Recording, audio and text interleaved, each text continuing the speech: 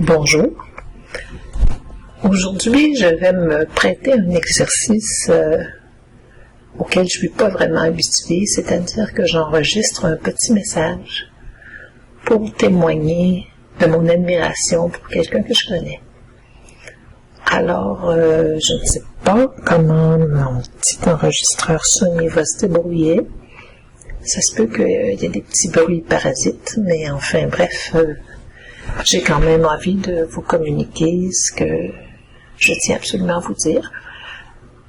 Je veux vous parler un peu, quelques mots, pour vous présenter Jeanne. Jeanne que je considère maintenant comme une amie. Je connais Jeanne depuis quelques mois, sur Internet, parce qu'elle est membre du groupe Cloud Braining. J'ai d'abord apprécié son esprit positif, et par la suite, je l'ai aussi découverte comme auteure, parce qu'elle a publié un e-book sur Amazon qui s'appelle « Survivre, journal de bord d'une naufragée du 21e siècle ». Et c'est là que j'ai compris exactement la période difficile que Jeanne traverse. Jeanne a été victime de son grand cœur. Elle se retrouve maintenant obligée de payer les dettes de quelqu'un d'autre. Et par conséquent, elle risque de perdre sa maison si sa situation financière ne s'améliore pas. Est-ce que Jeanne est une victime? Non. Jeanne n'a pas fonctionné longtemps en mode victime. Elle redresse la tête, elle fonce. Et elle est à l'affût de tous les moyens pour économiser et trouver des nouvelles sources de revenus. Elle est très créative, elle a beaucoup de courage, et elle est déterminée, elle veut absolument joindre les deux bouts. Jeanne a besoin de notre solidarité en ce moment. Mais en fait, ce qui est curieux, c'est qu'elle se demande toujours, est-ce que j'ai le droit de demander de l'aide? Pourquoi les gens vont m'aider? Qu'est-ce que ça leur apporte de me supporter dans mon combat? Mais vous savez, quand on la connaît un peu plus, quand on lit son e-book, quand on la suit sur son blog, on réalise à quel point Jeanne est un véritable modèle pour nous. C'est une femme résiliente, elle est inventive pour trouver des solutions, c'est incroyable.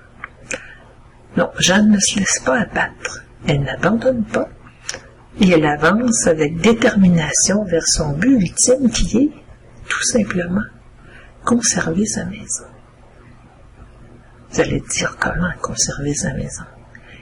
Oui, imaginez-vous que si elle ne trouve pas la somme nécessaire, au printemps 2014, elle risque de perdre son foyer et ses enfants vont vivre la même situation, évidemment.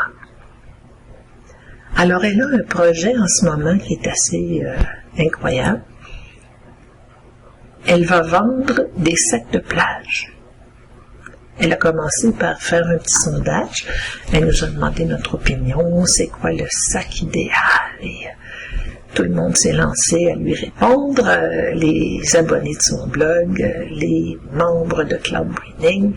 Et elle a maintenant décidé, tenez-vous bien, de coudre une 50aine de sacs pour les vendre avant les vacances de 2013, qui vont commencer, comme on sait, en juillet.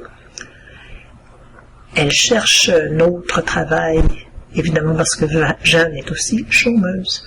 Alors elle trouve des travails, des jobs saisonniers, mais elle se propose, même en juillet, de continuer à coudre pour vendre quelques exemplaires de plus de son sac de plage pour les gens qui vont en vacances au mois d'août. Elle est incroyable, cette femme-là. Si j'avais encore ma machine à coudre, que malheureusement j'ai vendue, je pense que je prendrais un billet Montréal-France pour aller coudre avec elle. Alors, j'ai appris ce matin en recevant la newsletter de son blog qu'une connaissance à elle va se rendre chez elle pour l'aider à coudre. Et elles vont pouvoir à 4 mains accélérer le processus de ce projet-là. Alors, c'est très, très stimulant. Si vous voulez participer à un projet où la solidarité est importante, stimulante, inspirante. Allez sur le blog de Jeanne et allez voir si vous avez besoin d'un sac de plage. Et sinon, pesez sur le petit bouton PayPal et faites-lui un don.